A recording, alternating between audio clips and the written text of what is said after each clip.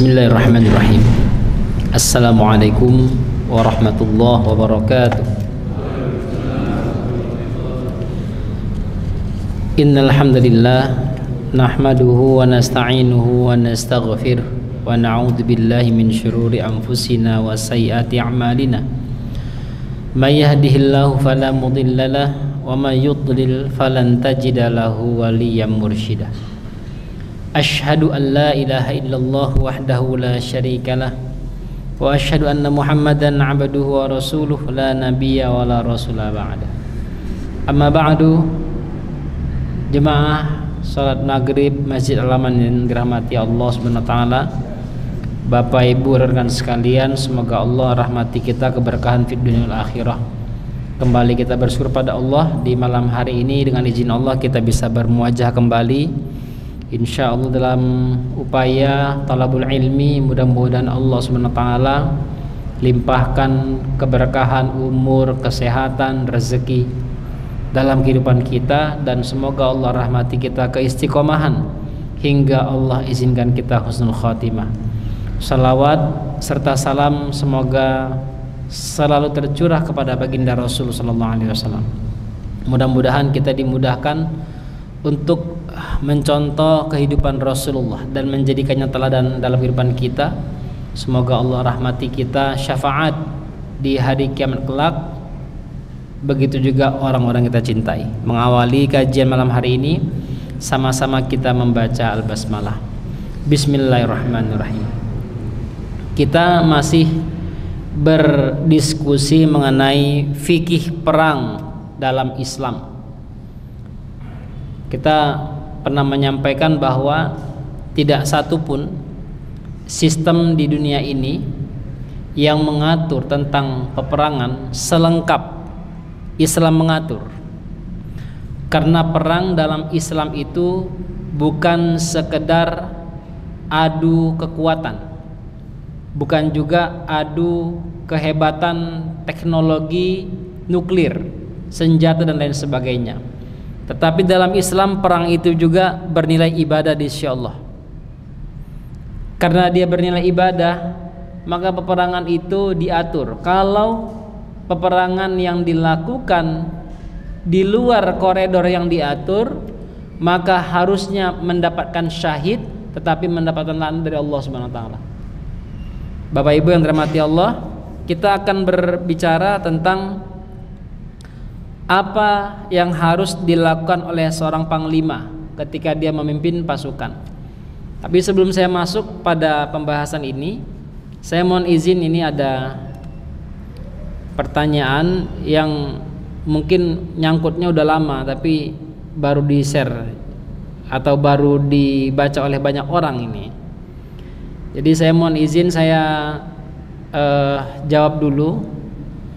Ini pertanyaan mengenai bab munakahat, pernikahan, tentang talak. Merujuk pada video yang di TikTok dan juga mungkin yang di Instagram. Ini saya jawab satu persatu supaya melegakan ya. Yang pertama, talak 3 tapi masih iddah, balikan lagi, apa boleh Pak? Ini ya. Kalau kita berbicara fikihnya, kalau kita berbicara syariatnya, pasca talak 3 maka tidak ada rujuk kepada pasangan yang sebelumnya. Ya. Artinya bil khusus perempuan ini atau istri ketika sudah ditalak 3, maka sifatnya talak bain kubro, talak total, yang membuat dia nggak boleh melakukan pernikahan pada suaminya yang pertama. Dia harus menikah sama laki-laki yang lain dulu. Pernikahan yang bukan by setting. Misalnya ada si A punya istri S, dia talak si S, lalu nyesal, udah talak 3 nyesal dia. Dia bilang sama temannya, "Bro, tolong nikahin istri saya, tapi jangan kamu apa-apain ya, awas ya. Pokoknya kamu nikahin aja, jangan kamu apa-apain. Setelah akad langsung kamu talak." Gitu. Pasca talak sah-sah, talak langsung. Itu. Jadi by setting nggak boleh. Artinya pernikahannya pernikahan yang lumrah murni. Nah, kalau mereka ini mau kembali, maka si perempuan harus menikah dulu. Tetapi jangan pula berharap dia jadi janda lagi. Kan begitu. Kalau dia nikah ternyata nyaman dengan suami yang kedua sampai hari kiamat, maka rasainlah kenapa ditalak. Gitu. Nah, kalau kita merujuk pada hukum Islamnya seperti itu, iddah itu hanya ada untuk perempuan saja, laki-laki tidak ada masa iddah. Dan iddahnya antara 3 bulan atau 4 bulan. Mereka yang ditalak 3 atau ditinggal mati oleh suaminya, maka dia masa iddahnya 4 bulan. Kalau talak 1, talak 2 ini masa iddahnya 3 bulan, maksimal 3 bulan. Kalau ada masa iddah ini untuk talak 1 dan talak 2, kalau si laki-laki mencoba untuk ngulur-ngulur rujuk sampai habis 3 bulan, maka si perempuan boleh menikah sama siapapun. Sebelum 3 bulan dia tidak boleh menikah.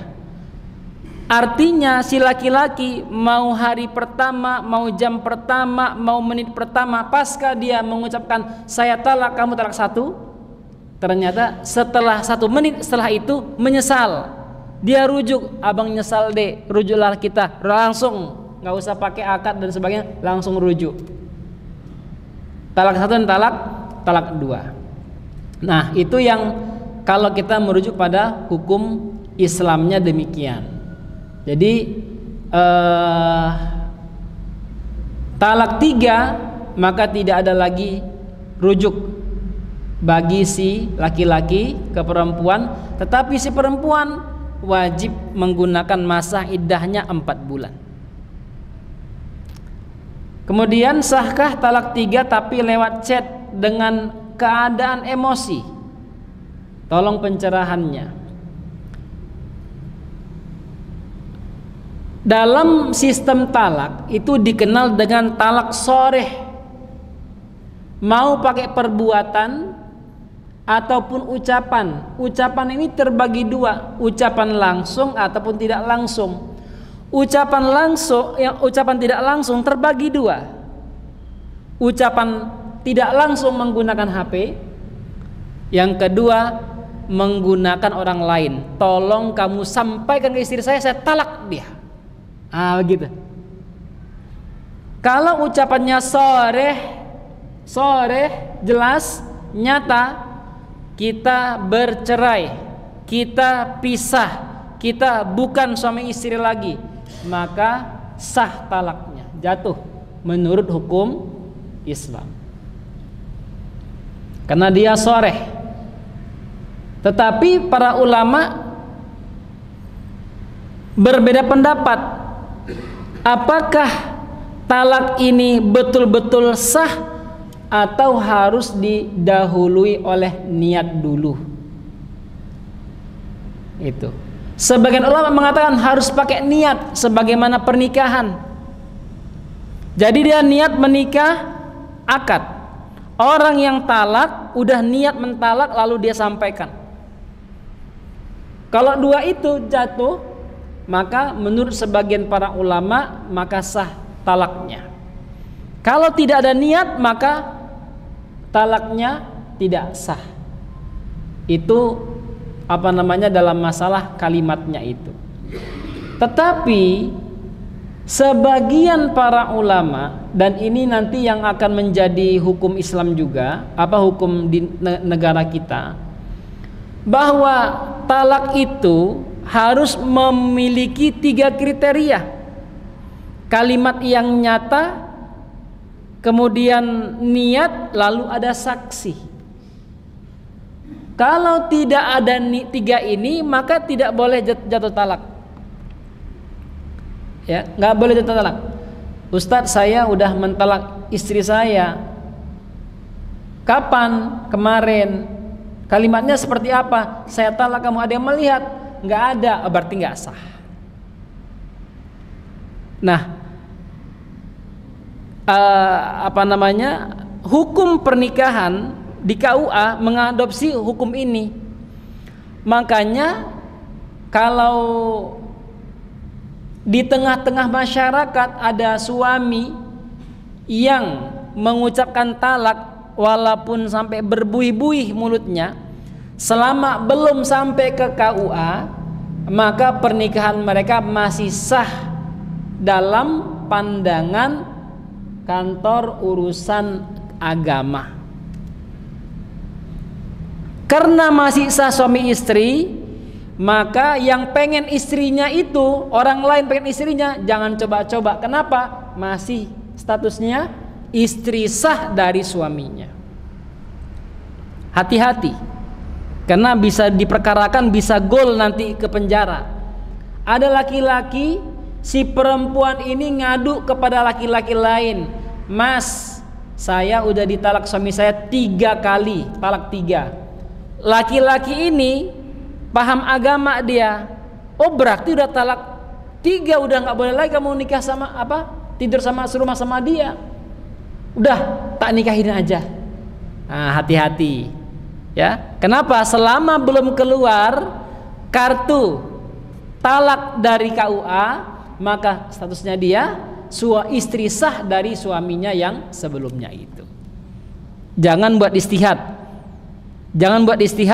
nggak apa-apa, dalam hukum agama sudah sah menikah mereka. Ternyata suami yang lama kembali dan mengatakan saya masih suamimu, dan dia sudah menikah sama laki-laki lain dan naasnya sudah hamil. Kan ngeri. Nah, dalam hal seperti ini, kalau suami yang sah tadi itu, yang kartu KUA-nya buku akad nikahnya masih ada, punya legalitas kuat untuk melaporkan laki-laki itu ke polisi atau ke yang berwajib. Nah, maka kalau ada pengen-pengen kepada mantan istri orang lain, ya, apakah janda dan sebagainya, pastikan apakah dia sudah punya surat talak dari KUA. Jangan cari masalah. Pernikahan itu ibadah. Kalau dilakukan dengan cara yang tidak baik, maka bukan hanya menjadi dosa, tapi menjadi sengketa yang membuat kita bisa hancur. Nah, kemudian Bapak Ibu, bagaimana jika ada suami yang mengucapkan talak 3 langsung? Saya talak kamu 3 langsung. Saking bencinya dia, marahnya, emosinya, langsung talak 3. Saya talak langsung 3 kali. Ya, apa hukumnya? Maka dalam hal ini ada 2 pendapat para ulama. Yang pertama, pendapat jumhur, artinya mayoritas para ulama fikih mengatakan tetap yang jatuh 1 talak. Ya, tetap yang jatuh 1 talak, karena talak itu harus 1 by 1 kata jumhur ulama. Nggak boleh ada orang bilang talak 3 langsung, nggak boleh. Maka hukumnya tetap 1. Nah, ini merujuk pada beberapa para sahabat yang pernah mentalak istrinya seperti itu, lalu Rasulullah katakan 1. Yang kedua, sebagian ulama mengatakan langsung jatuh talak 3. Ya. Alasan mereka supaya tidak ada yang main-main dalam talak. Karena kalau sudah talak 3, langsung perempuan itu masa iddah 4 bulan, haram dinikahi oleh suaminya sebelum dia menikah normal dengan laki-laki lain dan cerai dengan normal dari laki-laki tersebut. Nah, Bapak Ibu yang dirahmati Allah, kenapa ulama yang sebagian ini mengatakan langsung jatuh talak 3? Tadi alasan pertama supaya tidak ada yang main-main. Yang kedua, tabiat laki-laki, naluri laki-laki yang normal, gak suka dia dengar mantan istrinya itu menikah. Gak suka dia. Yang normal itu.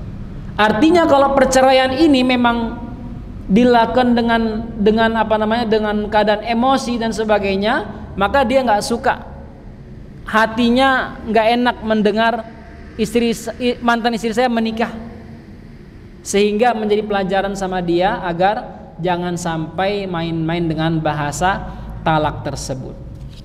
Nah, itu yang yang menurut hukum fikihnya.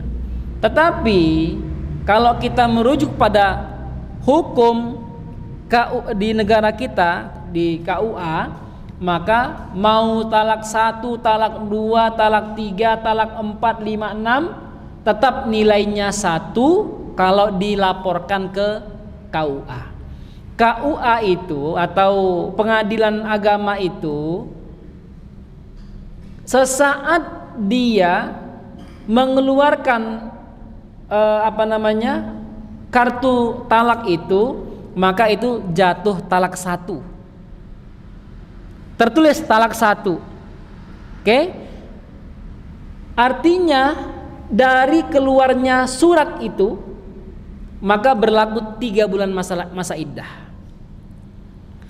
Jadi walaupun dia sudah ucapkan tanggal 1 bulan Januari 2024, kan pengadilan agama itu sampai 1,5 tahun 2 tahun sidangnya. Sidang 1, sidang 2 sampai 1,5 tahun. Saya tahu karena saya pernah mengikutinya. Sehingga kebayang nggak ada laki-laki udah ucapan talak masih tidur satu rumah sama perempuan yang ditalaknya itu.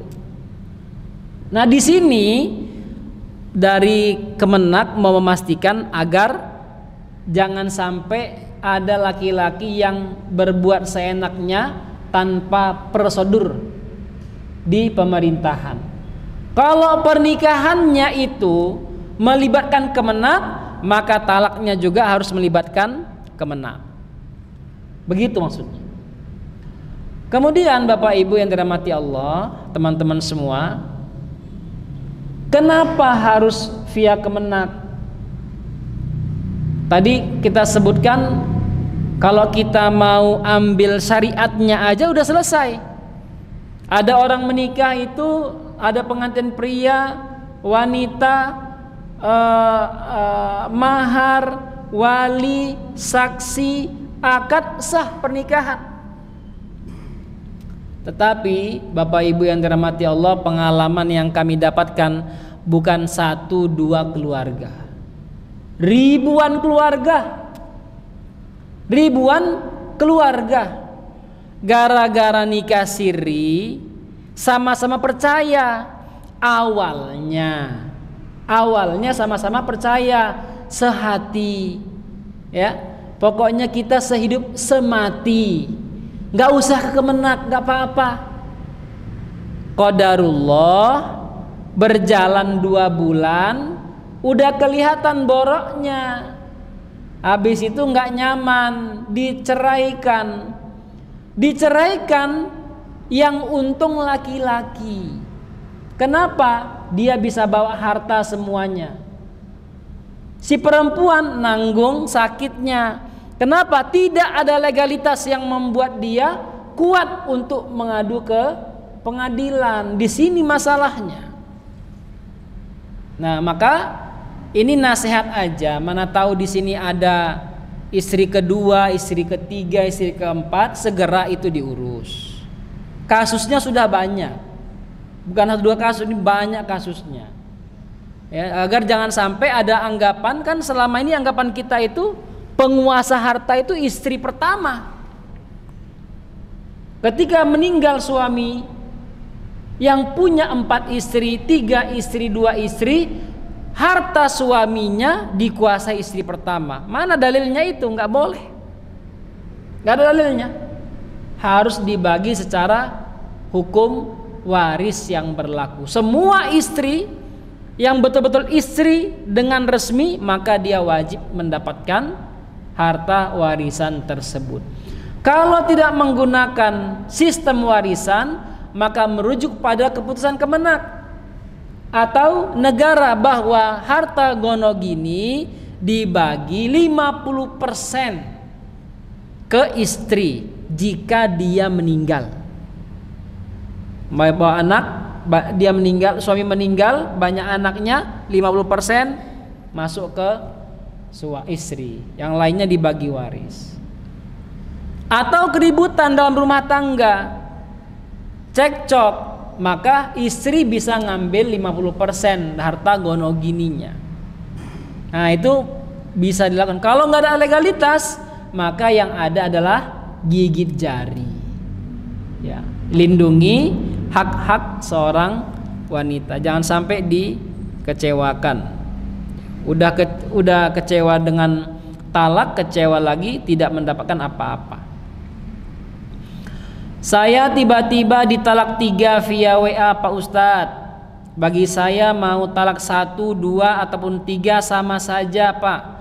Soalnya sudah sekecewa itu saya dengan dia.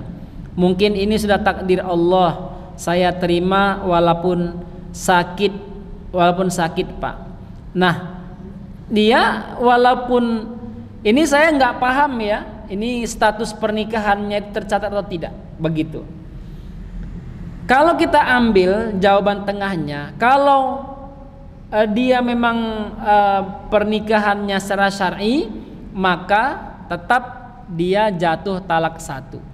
Tetapi kalau pernikahannya itu WA-nya itu datang dengan waktu yang berbeda. Hari ini, besok, maka jatuh talak 3. Gitu ya. Saya tanggal ini, tanggal sekian ini saya talak kamu. Besok saya talak kamu, besok saya jatuh 3. Kalau hukum syar'inya sah seperti itu. Tapi kalau merujuk pada pengadilan agama, maka sudah ada tuntunannya tadi yang kita sampaikan. Kalau nggak ada kata talak, tapi cuma niat dan pulangin istri, jatuh talak enggak? Istrinya juga lagi mens waktu pulang. Ya, kebiasaan buruk laki-laki yang nggak tahu agama seperti ini. 1, marah sama istri, tak pulangin kamu ke orang tuamu. Ini ciri laki-laki yang tidak tahu syariat, tidak tahu etika. Padahal Allah tegaskan dalam surah At-Tolak ayat 1 itu. Apa kata Allah? Wahai Nabi, jika kamu talak istrimu, maka talaklah dengan cara yang baik.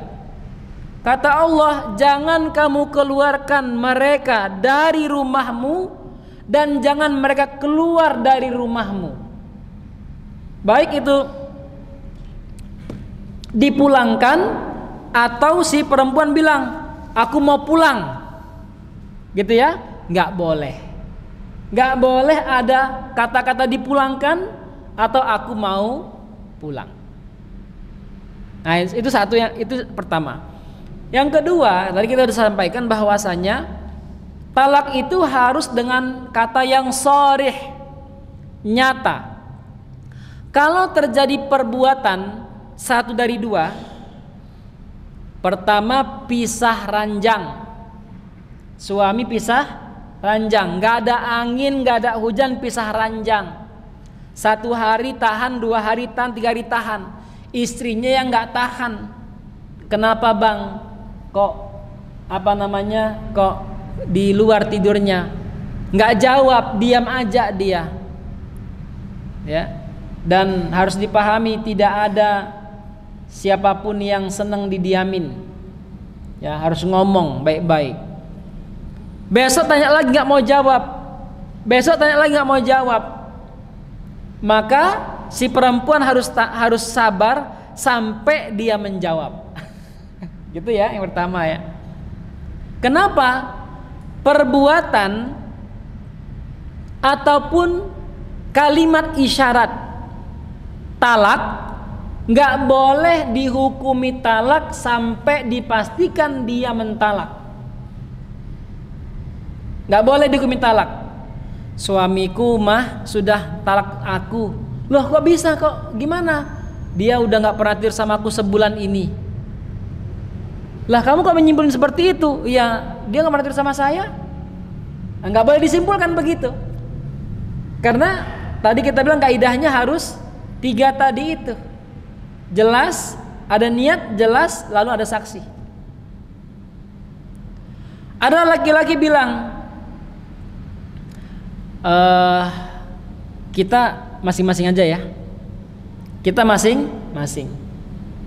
Nah, bahasa masing-masing ini masih ambigu, multi tafsir. Masing-masing makannya, masing-masing mandinya, masing-masing masaknya. Maunya abang apa? Masing-masing apa maunya? Hidupnya masing-masing jelas. Hidupnya jelas. Berarti abang ingin talak? Iya, talak. Jelas dia. Ketika ada laki-laki ngomong, kita masing-masing, lalu diikuti dengan perbuatan tidak tidur bareng, pisah ranjang, maka ini ditunggu 2 bulan. Tunggu 2 bulan. Setelah 2 bulan atau sebelum 2 bulan tanya, abang ngomong ke saya masing-masing. Yang kedua, abang pisah ranjang dari saya, maunya apa? Ternyata dia bilang, saya cuman main-main saja.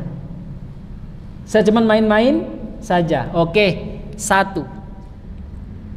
Ternyata diulangin lagi. Apa kata Allah Subhanahu wa taala? Kalau dia ulangin, maka kena hukuman 1 dari 3. Yang pertama, membebaskan hamba sahaya.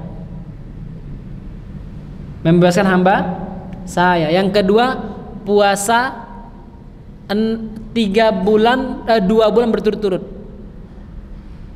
Yang ketiga, ngasih makan orang miskin 60 orang. Kena hukum dia.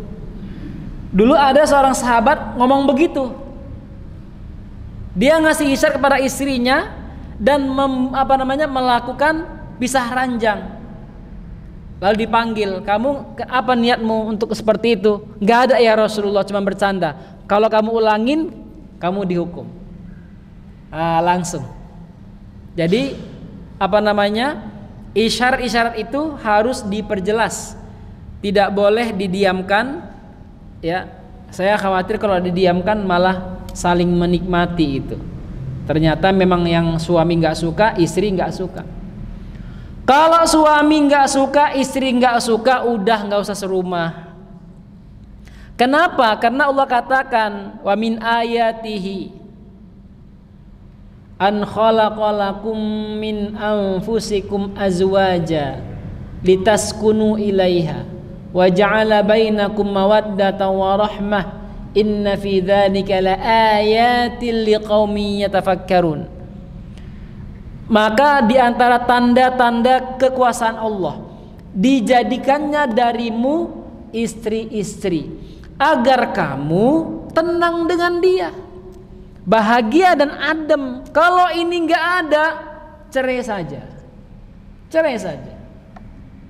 ya, nggak usah dipertahankan. Dengan catatan lobby-lobbynya sudah dibuat.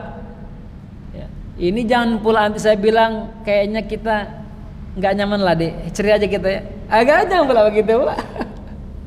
Ya, namanya ngajak kelahi gitu.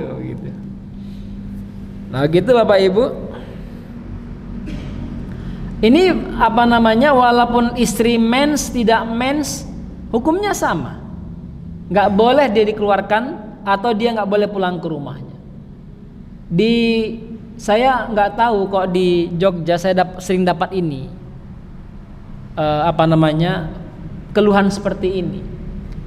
Di Medan, bil khusus di suku Batak, kalau ada anak perempuan dipulangkan sama suaminya, itu gempar satu kampung gempar. Itu langsung itu keluarga perempuan, emaknya, pamannya, ayahnya, keluarganya panggil semuanya,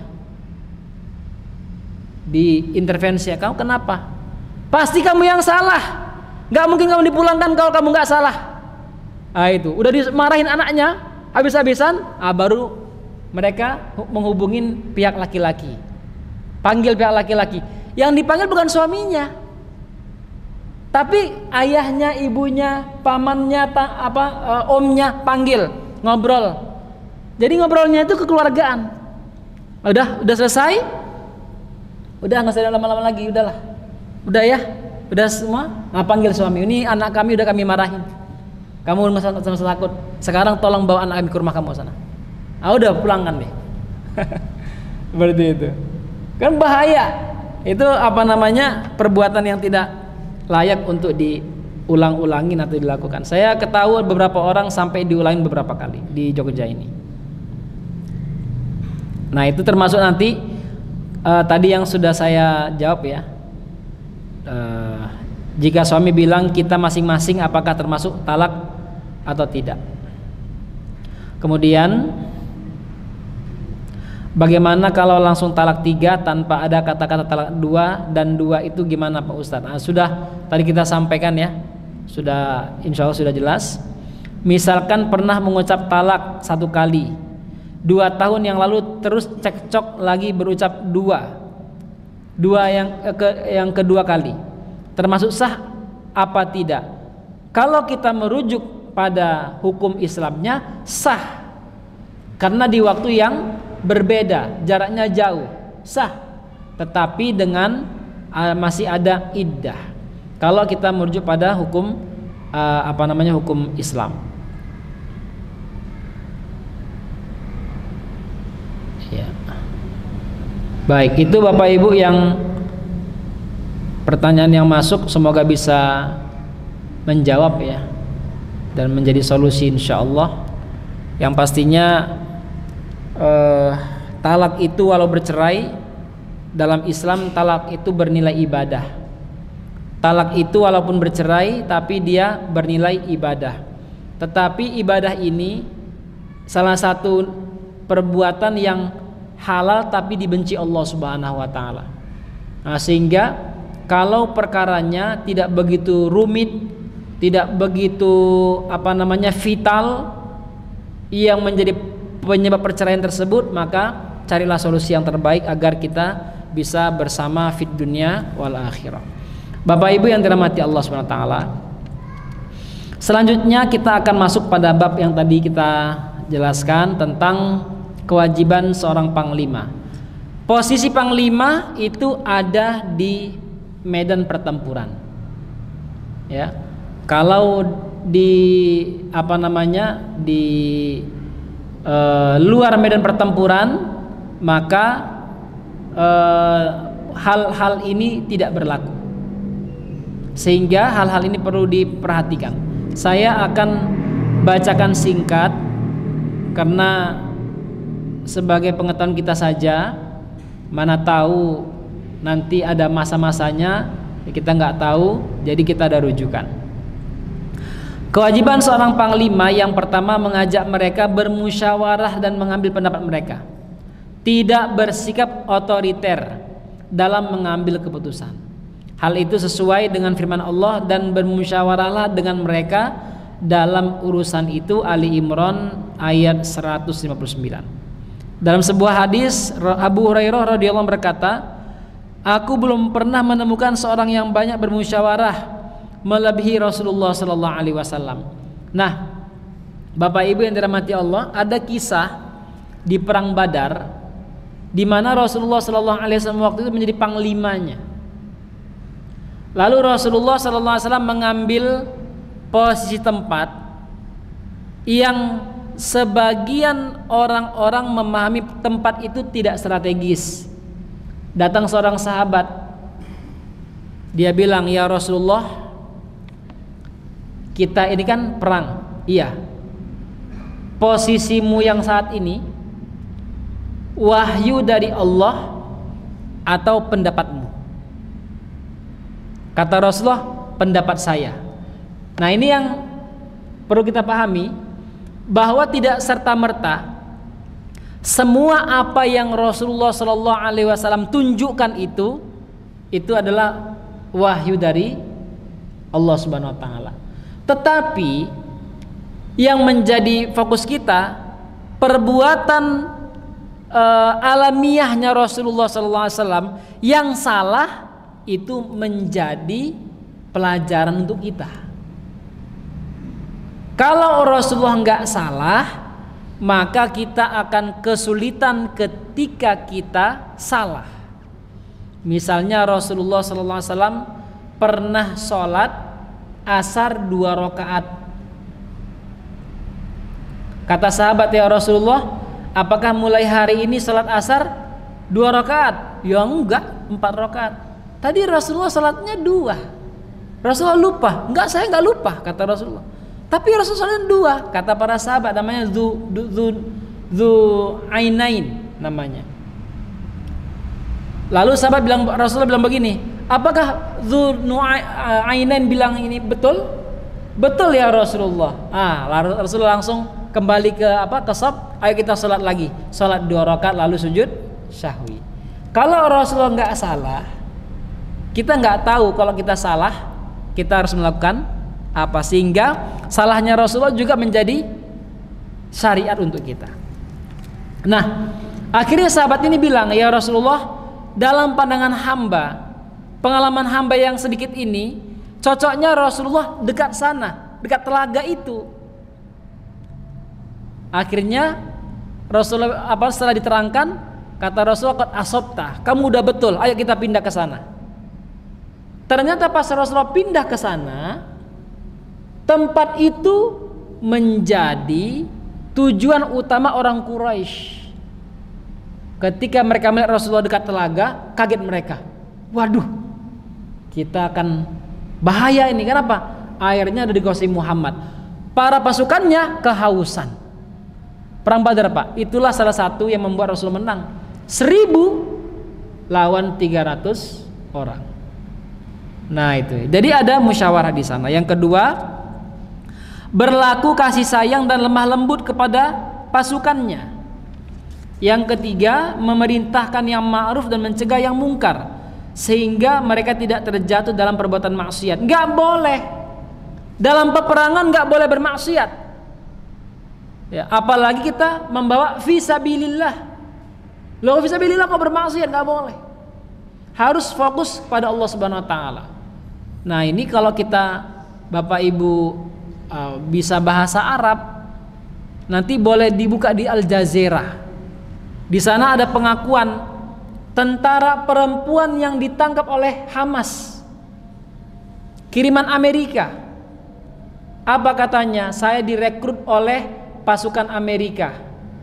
Langsung diterima. Kenapa? Wajahnya cantik. Tugasnya apa? Nanti dikasih tahu.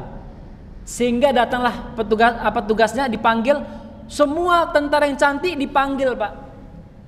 Naik pesawat, di pesawat di briefing, "Kalian akan diturunkan nanti di Gaza. Tugas kalian dengan cara apapun ambil berita sebanyak-banyaknya." Apa yang terjadi, Pak? Ditangkap oleh Hamas, Pak. Perempuan ini mulai telanjang, mulai buka aurat, mulai merayu, Pak. Apa kata tentara Hamas? Ini cuplikan dialognya itu, Pak. Langsung tentara perempuan yang dialog ini nih. Apa kata perempuan itu?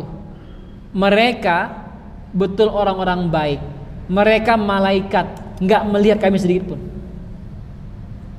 nggak melihat kami sedikit pun. Jadi betul-betul luar biasa, Pak. Kalau seandainya tentara Hamas itu tidak memahami ini, udah mereka selesaikan, Pak. Apalagi mereka berbulan-bulan tidak ketemu sama istri, Pak. Tapi hati mereka ada Al-Quran, ada Allah, sehingga apa? Panglima harus memastikan pasukannya berbuat yang ma'ruf dan mencegah mereka dari yang mungkar. Banyak perempuan cantik-cantik, tapi mereka tidak mau melakukan perbuatan yang tidak dibenarkan syariat. Yang keempat, memeriksa pasukan pada waktu tertentu. Artinya jangan sampai pasukan itu dibiarkan begitu saja. Pastikan seperti kita memastikan keluarga kita, kesehatannya, makanannya, persiapannya, latihannya, psikologinya diperhatikan. Yang kelima, mengangkat pemimpin kelompok-kelompok pasukan. Jika terjadi pembagian kelompok, maka harus ada yang diangkat menjadi ketua kelompok pasukan tersebut. Kita dengarkan azan terlebih dahulu.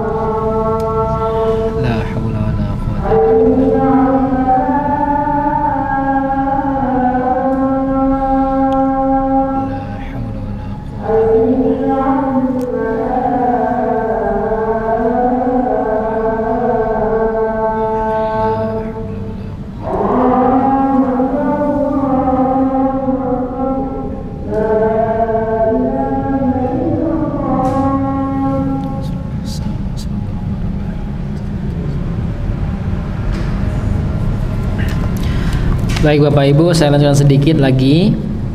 Tadi yang kelima, jika ada pembagian kelompok-kelompok, maka harus diangkat pemimpin kelompok pasukan tersebut.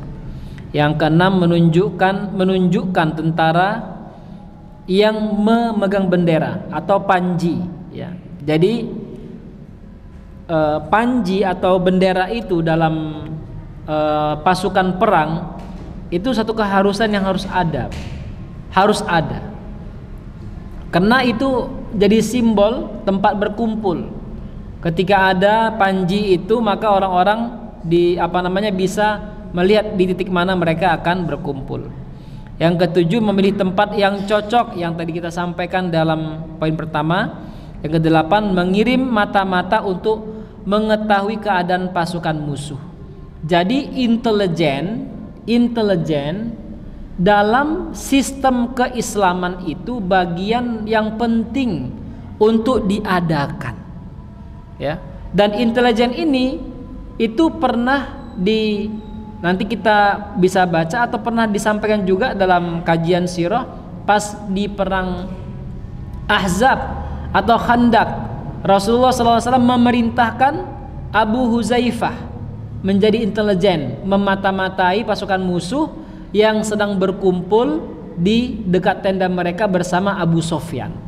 Nah, jadi intelijen itu bagian daripada pekerjaan yang bernilai bukan hanya duniawi, tapi juga bernilai pahala yang besar di sisi Allah Subhanahu wa taala.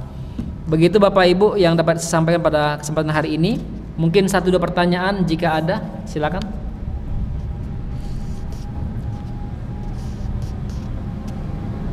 Baik, cukup Bapak Ibu, semoga Allah rahmati pemahaman yang benar dan semoga Allah mudahkan kita memperbaiki kualitas amal kita.